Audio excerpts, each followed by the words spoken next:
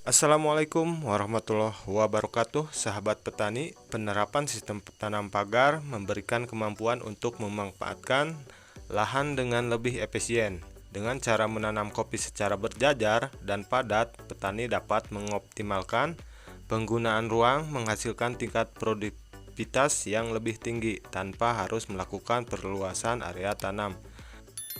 Penyusunan tanaman dengan jarak yang optimal dalam satu baris juga menciptakan lingkungan yang mendukung pertumbuhan akar dan perkembangan tanaman secara ideal. Sebagai contoh, ketika menanam 4.000 batang kopi dengan pola tanam konvensional dibutuhkan lahan seluas 2 hektar. Namun dengan menerapkan sistem pagar, 4.000 batang kopi dapat ditanam hanya dalam 1 hektar lahan. Dalam sistem pagar, fokus utama terletak pada cabang lurusnya saja, sahabat tani, sehingga pemeliharaan tidak memerlukan pemangkasan secara teratur. Tanaman kopi mampu mempertahankan cabang sampai 8 tahun ya, sahabat tani. Setelah melewati rentan waktu tersebut, tanaman kopi harus diganti untuk menghasilkan panen yang lebih tinggi ya, sahabat tani. Dan untuk cara peremajaannya ada 2 cara, sahabat tani. Kita ambil dari petani kopi di Brazil.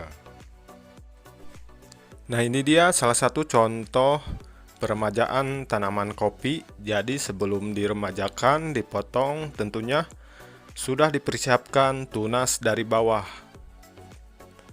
Tunas yang harus dipersiapkan 2-3, maka produktivitas tanaman kopi akan lebih meningkat dibandingkan dari penanaman awal yang 1 batang. Dengan teknik cara peremajaan kopi menyimpan tunas 2-3, maka di umur 1 tahun itu akan bisa menghasilkan lagi tanaman kopi yang banyak dari penanaman yang sebelumnya.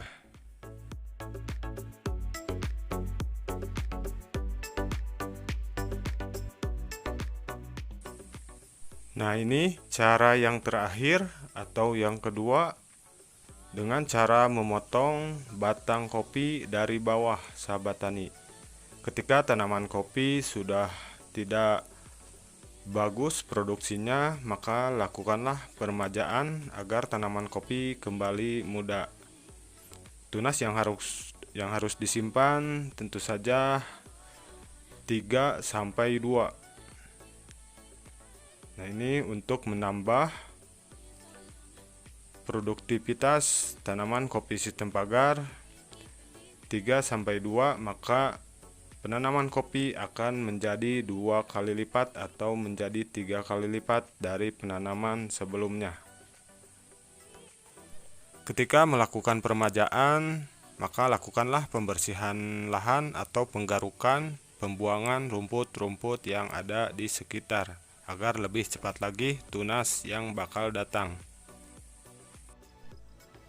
Oke, sahabat tani, ini adalah salah satu contoh peremajaan tanaman kopi yang sudah tidak produksinya bagus, maka lakukanlah peremajaan. Nah, seperti ini contohnya, ini hasil peremajaan tanaman kopi. Ini yang dipotong dari bawah ya. Nah, seperti ini saya menyimpan 3 atau 2 batang tanaman kopi. Seperti ini ya, ada 3 tunas yang saya simpan.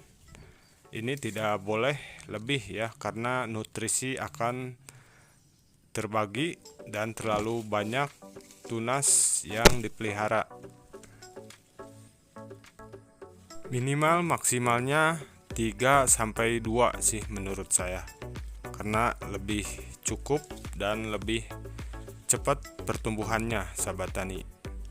Dan ini cara yang pertama ya, sahabat tani. Jadi kita menyimpan dulu tunas dari bawah, dan ini yang sudah di atas berbuah, nanti sudah merah ini akan dipotong dan digantikan sama tunas yang di bawah, sahabat tani.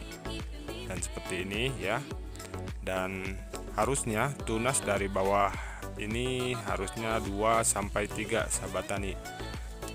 Dan untuk merangsang tunas yang dari bawah ya, sahabat tani, kita harus potong, pruning batang yang utama ya di atas.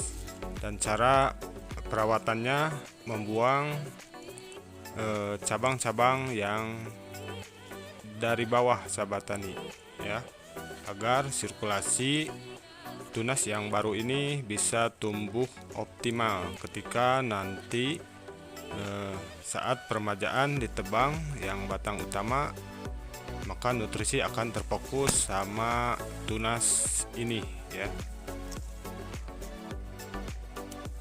Permajaan tanaman kopi sistem pagar jenis Arabica dan jenis Robusta tidak beda jauh ya, sahabat tani. Namun kalau jenis Robusta tentu saja identik dengan pembuahan 1 kali ya, serentak. Kalau Arabica tentu saja bisa berbuah 2 kali sampai 3 kali ya, sahabat tani. Nah, ini perawatannya seperti ini ya. Jadi buang batang-batang utama ya, cabang-cabang utama yang dari bawah untuk merangsang tunas seperti ini ya. Jadi tidak mandet dari bawah ya. Dan kopi yang dari atas ya, yang sudah berbuah ini nantinya merah akan dipanen, dihabiskan dan ditebang, diganti sama tunas yang dari bawah yang tadi yang sudah dipersiapkan agar lebih cepat lagi dalam 1 tahun itu bisa menghasilkan tanaman kopi lagi ya. Jadi mau yang mana ya, sahabat tani, mau yang pertama atau yang kedua? Tentu saja kalau yang ditebang dari bawah lebih merata ya, sahabat tani, karena nutrisinya fokus sama tunas yang baru. Berbeda ceritanya kalau menyimpan dulu sebelum ditebang, tentu saja nutrisinya akan terbagi ya, akan lebih kecil.